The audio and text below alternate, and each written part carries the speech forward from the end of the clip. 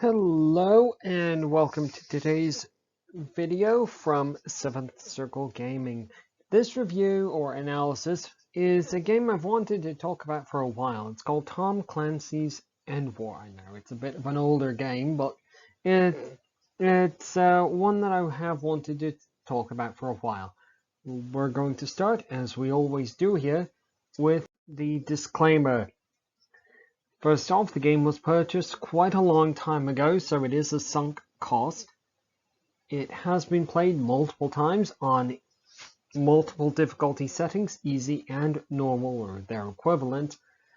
All of the factions were used in those playthroughs. Only single player content will be covered as usual. Now, in addition to that, I do personally have many hours in this game and have purchased it on two systems, that being the Xbox 360 and Windows computer. So take that with a grain of salt. Moving right along to Immersion, as we always do here.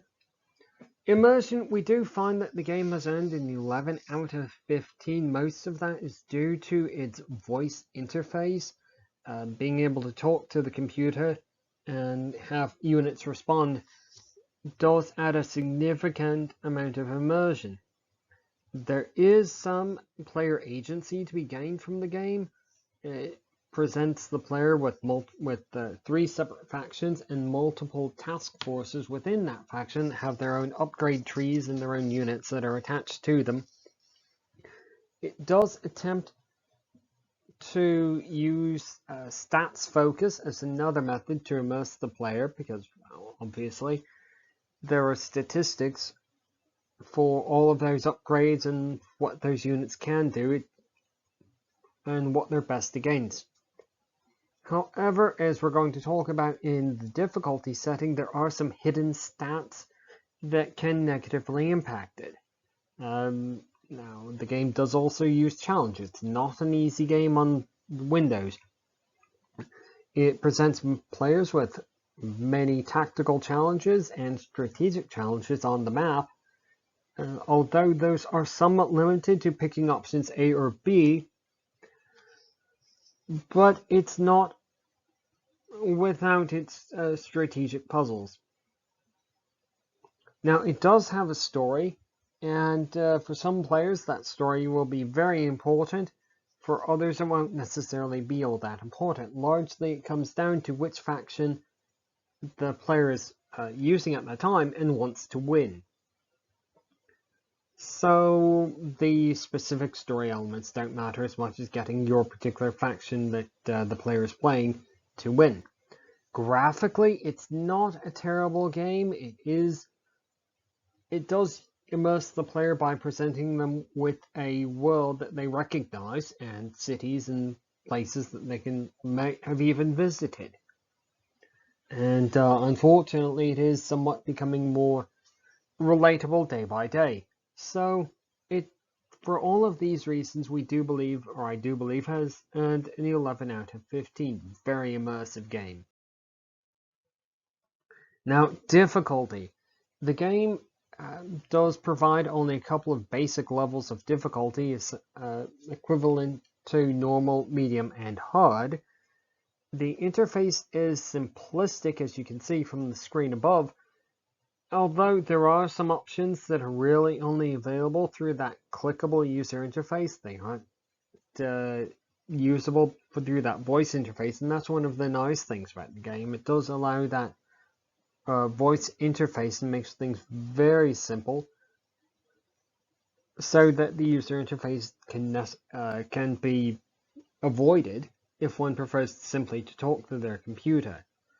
And now that does bring us to the third point here, which is that gameplay decisions can really affect difficulty, which faction the player prefers to play as, which upgrades the player prefers to use. We counted those again as good things in Immersion, but the fact that they are not necessarily fully explained by the game is going to figure here into the difficulty. For all of these reasons, we do assess, or I do assess, that the game only earns a 5 out of 15, which is below average. Now, moving right along, that brings us to lasting appeal. The game does earn a significant amount of immersion from that voice interface, and that really draws the player into playing through it. The asymmetrical factions do present multiple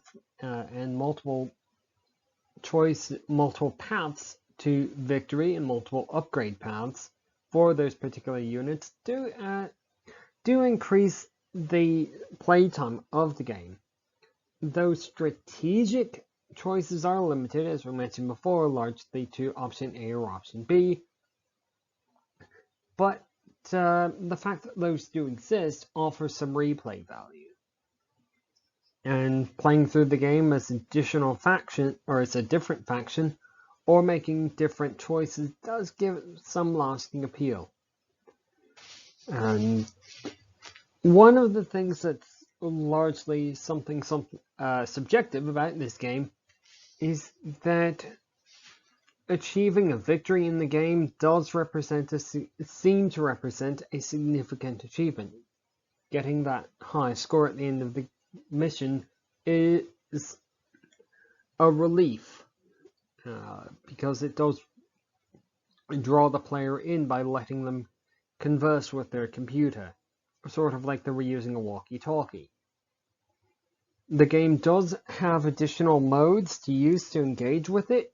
A skirmish mode, multiplayer mode, and a theater mode for reviewing cutscenes and things like that, and battles to analyze them later. And unfortunately, the game is largely considered dead, or could be considered dead by the publisher. So there aren't any additional DLC, and there is no mod support for the game.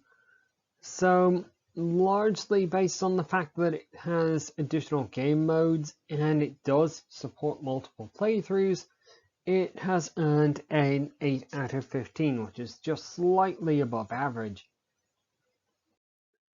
So that brings us to our final analysis.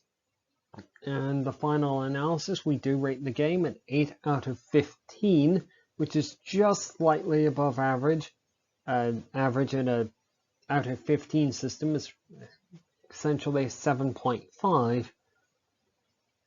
And the voice interface seems to add a significant amount of immersion, being able to talk to the computer. The relatability of the game world again seems to add some significant immersion, because there are cities and places that players might recognize, and they can say, oh, well, yes, I've been there and I know what that is like. And players may get very attached to their faction. And that's a matter of the particular player. On the other hand, the missions can take a significant amount of time. This is not something that players who have a couple of minutes should consider. In the playthroughs that we've done, the average time is about 7 minutes. So if the particular player doesn't have 7 minutes to spare, that's going to be a substantial negative. Tactically, the game might seem somewhat limited. There are things that can be done through that point and click interface, but overall, the tactics can seem somewhat limited to go to this point and fight that group that's there, or seize this point, or do this or do that at that point. On the other hand, and we're going to be very subjective about this, and I do find this analysis very difficult to be totally objective about, I personally find this game to be very fun. The voice interface is one of the best that I've found. It recognizes multiple synonyms for words. And that's not something that every voice interface that one comes across does. It copes with different accents very easily, frankly, and that's something else that is a mark in the game's favor. So, take all of this with a grain of salt. The objective analysis is an 8 out of 15, but subjectively, if I could, and don't lend this any credence, this is totally subjective, subjective. I would love to give the game a 15 out of 15, but it really doesn't earn it.